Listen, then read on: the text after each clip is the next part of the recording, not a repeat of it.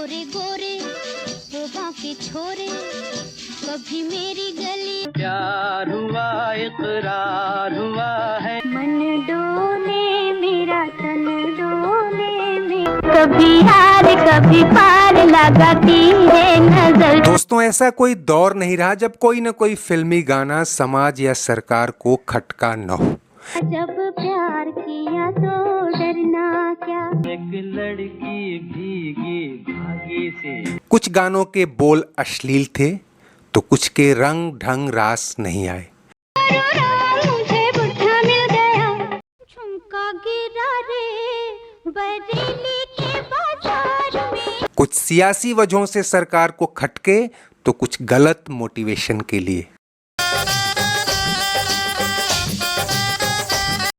लेकिन आज हम जिस गाने की बात कर रहे हैं उसमें यूं तो कुछ भी विवादास्पद नहीं था और ना ही ऐसी कोई बात जिससे सेंसर की कैंची चल पाती।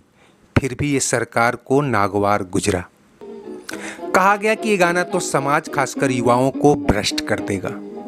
आप में से जो लोग 90 के दशक में जवान हुए उनके लिए तो अश्लीलता और द्व्यर्थी गानों के मतलब ही अलग होंगे।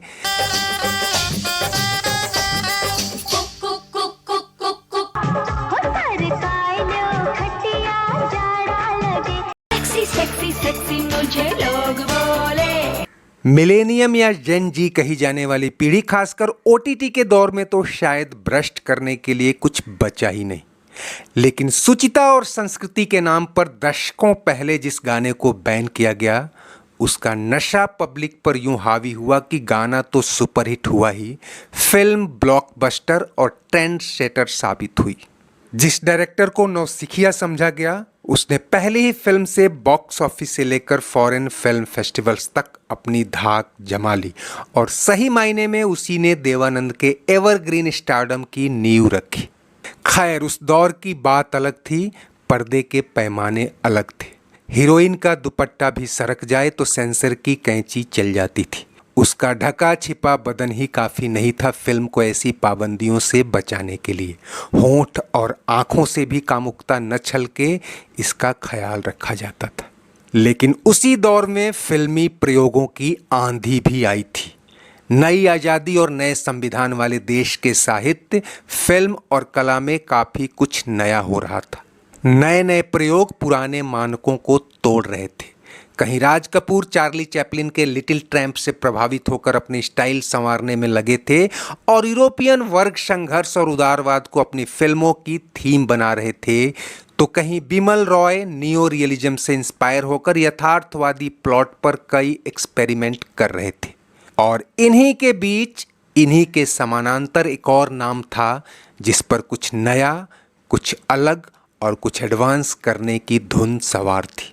वो वेस्टर्न हवा के झोंके से आ रहे हर नए ट्रेंड्स को अपनी फिल्मों में उतार रहा था और वो कोई और नहीं, लीजेंडरी डायरेक्टर गुरुदत्त थे।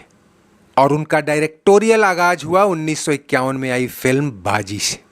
वही बाजी जिसके एक गाने ने इतनी सनसनी मचाई कि उसे रेडियो पर बैन करना पड़ा। और वही गुरुदत्त जिन्होंने पहली ही फिल्म से राज कपूर और बिमल रॉय सरीखे चोटी के निर्देशकों की बराबरी हासिल की थी और आने वाली कुछ एक फिल्मों से ही बड़े बड़ों को पीछे छोड़ दिया था। तकदीर से बिगड़ी हुई तकदीर बना ले, तकदीर बना ले। देवानंद ने अपना प्रोडक्शन हाउस नवकेतन शुरू किया था और इसकी पहली फिल्म थी बाजी, जिसके लेखन और निर्देशन की कमान उन्होंने अपने दोस्त गुरुदत्त को सौंपी। अपने पे भरोसा है तो ये दाव लगा ले। और ये दोस्ती एक वादे के साथ परवान चढ़ी थी।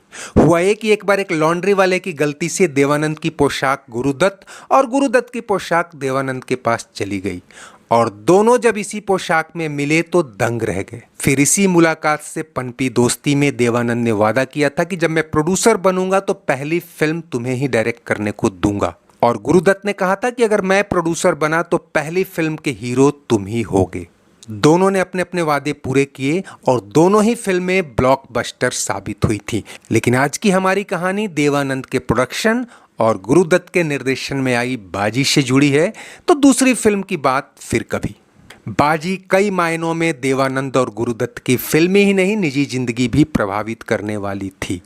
इसी फिल्म के सेट पर देवानंद और अभिनेत्री कल्पना का प्यार परवान चढ़ा और दोनों एक दूसरे के हो गए। और इसी फिल्म के 8 में से 6 गाने गाने वाली उस दौर की टॉप गायिका गीता दत्त गुरुदत्त की पत्नी बनी।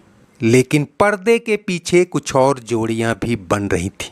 एक युवा शायर जिसने अपने इनकलाबी गीतों से इसी साल फिल्मों का सफर शुरू किया था, लीजेंड संगीतकार एस.डी. बर्मन से इस बात पर उलझ गया कि आपने तो अपनी धुन से मेरी गजल का बैंड बजा दिया। लेकिन जैसा कि बताया कि यह बदलाव का दौर था, जहां अधिकतर संगीतकार अब भी भारतीय शास्त्रीय संगीत की धुनों और परंपराओं से बंधे थे, एस.डी. बर्मन देसी विदेशी वाद्य यंत्रों और धुनों के मेल से गानों में एक नई तासीर गढ़ने में लगे थे।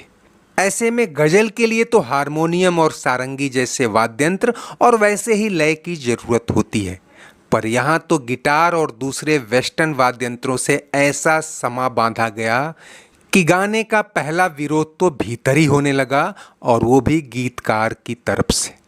लेकिन साहिर शायर के अलावा लिबरल सोच भी रखते थे, मान गए।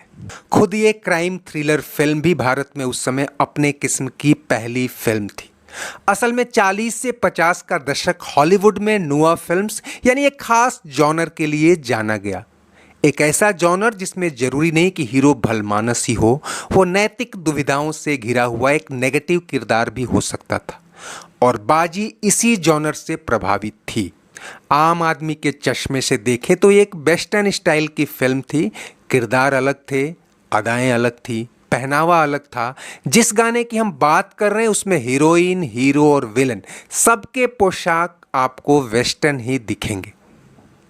कहानी बेरोजगारी और गरीबी से जूझते एक युवक मदन की है, जो कभी खाते पीते घर से था, लेकिन अब हालात उसे अंधेरी गलियों और जुए की दुनिया की ओर धकेल देते हैं। उसकी मुलाकात एक जुआ घर में डांस करने वाली खूबसूरत चंचल लीना यानी गीता बाली से होती है। फिर वो जुआ घर के मालिकों और अंडरवर्ल्ड गिरोह की साजिशों में घिर जाता है। वो बेशक रास्ते से भटका था, लेकिन नेक दिल था। अब उसकी जिंदगी में एक और लड़की डॉक्टर रजनी, वो उसकी सच्चाई और आदर्शों पर दिल हार जाता है और वो भी उससे प्यार करने लगती। लेकिन इधर जुए और अपराध की दुनिया उसका पीछा छोड़ने वाली नहीं थी। फिर तमाम ड्रामेटिक ट्विस्ट आते हैं। इधर लीना, जो मदन को पहले ही दिल दे बैठी थी, उसके रास्ते से हटने की कोशिश करती है और उसके संघर्षों में साथ देते हुए जान गंवा देती है। इस किरदार के साथ गीता बाली ने तो सनसनी मचाई ही थी। उनके इस गाने ने पर्दे के भीतर और बाहर सनसनी मचा दी। इल्जाम उठा ले, अपने पे भरोसा है तो ये दाव लगा ले। सेंसर के पैमानों पर तो इसमें कुछ खास आपत्तिजनक नहीं था, लेकिन तब के सोशल वॉचडॉग और खुद सरकार को भी लगा कि ये गाना तो मानो जुआ खेलने के लिए मोटिवेट कर रहा है। उस दौर में भी मुजरे और कोठे के गाने आ रहे थे, लेकिन वेस्टर्न साजबाज के साथ एस.डी. बर्मन की धुनों को गीता दत्त ने जिस अल्हड़ और उत्तेजक अंदाज में गाया था, सुनने में भी ये गाना आदमी को एक मादक माहौल में खींचता नजर आ रहा था। हारी हुई बाहों को ही पतवार बना ले। फिल्म रिलीज होने के कुछ एक महीने बाद ही सूचना और प्रसारण मंत्री बने वी.वी. केसकर ने ऐसे गानों के खिलाफ मुहिम छेड़ दी थी जो वेस्टर्न कल्चर को बढ़ावा देते हैं, और इस गाने को ऑल इंडिया रेडियो पर बजाने से बैन कर दिया गया। एक इंटरव्यू में तो केसकर ने इस गाने को भी नैतिक मर्यादा तोड़ने वाले सांस्कृतिक रूप से भ्रष्ट गानों में शुमार किया था। अपने पे भरोसा है तो ये दाव लगा ले दाव। लेकिन फिल्म तो पर्दे पर छाई गई थी, इसके रिकॉर्ड्स भी खूब बिके। आगे चलकर जब केसकर की पाबंदियों के बीच रेडियो सिलोन की पॉपुलैरिटी बढ़ने लगी, तो वर्षों बाद तक ये गाना हिंदी बेल्ट में श्रोताओं को लुभाता रहा और आज भी एक कल्ट सॉन्ग के रूप में लोगों की जुबान पे रहता है। इस एक गाने ने गीता दत्त और बाजी साल 1951 की दूसरी सबसे कमाऊ फिल्म थी। इससे आगे सिर्फ राज कपूर की ही कल्ट क्लासिक फिल्म आवारा थी। इसके बाद गुरुदत्त के प्रोडक्शन और देवानंद की अदाकारी में आई सीआईडी भी ब्लॉकबस्टर और साल 1956 की सबसे कमाऊ फिल्म रही। लेकिन बाजी को इसलिए भी याद किया जाता है कि इसके जरिए देवानंद और गुरुदत्त ने एक नए फिल्मी जॉनर पर दांव लगाया था और वो इस दांव में कामयाब रहे। भरोसा है तो ये दाव लगा ले दाव लगा ले। ले। दोस्तों चलते चलते वीडियो लाइक और शेयर तो कीजिए, अगर चैनल सब्सक्राइब नहीं किया है तो वो भी करते चलिए। कमेंट बॉक्स में आपकी हर राय का स्वागत है। शुक्रिया, नमस्ते, आभार।